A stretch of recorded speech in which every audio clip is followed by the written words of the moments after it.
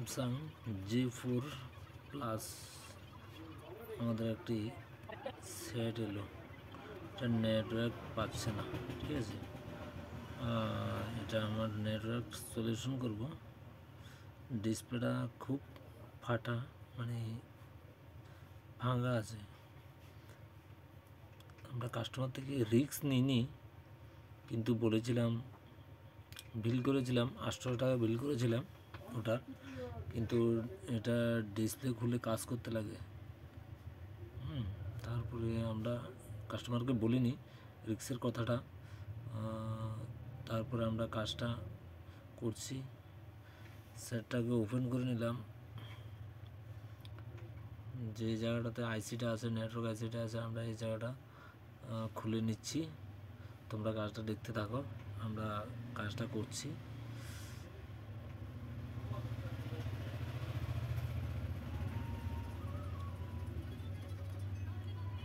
ঢাকনাটা উঠানো শেষ, এখন আমাদের আইসিটা উঠাতে হবে।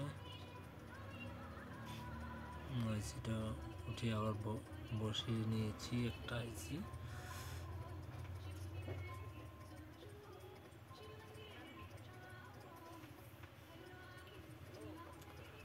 শর্ট করে দিচ্ছি ভিডিওটা, যেন লম্বা না হয়, তাই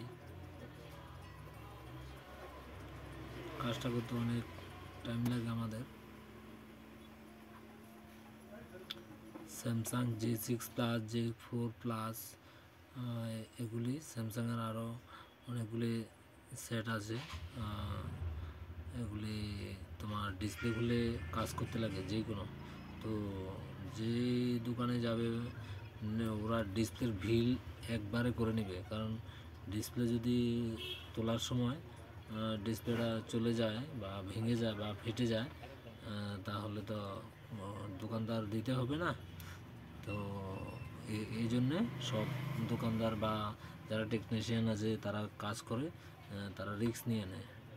তো আমরা এই কাজটা করেছিলাম, কিন্তু রিস্ক নিইনি কাস্টমার থেকে। আমরা অনেক ফাটা আছে, কিন্তু কাজটা রিস্ক ছিল, তারপরে আমরা রিস্ক নিইনি। কাস্টমার আসেনি, কাস্টমার অন্য একজনকে দিয়ে পাঠিয়েছে মোবাইলটাকে। তো আমি আমাদের বাড়ির পাশে আছে, তাই আমি রিস্ক নিইনি। তাই দেখো অনেক ফাটা ডিসপ্লেটা, ওকে বাঁচালাম, ডিসপ্লেটাকে বাঁচিয়েছি।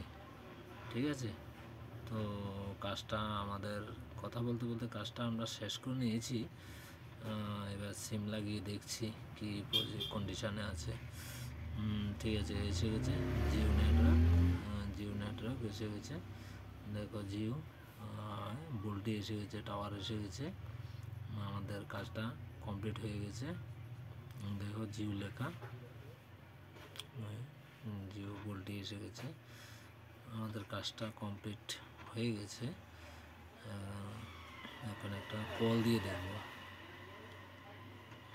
পয়সা নেই এটাতে। এখন জিও অফিসে একটা কল লাগিয়েছি। হ্যাঁ ঠিক আছে, কল লেগে গেছে। ওকে, এই ধরনের কাজ থাকে।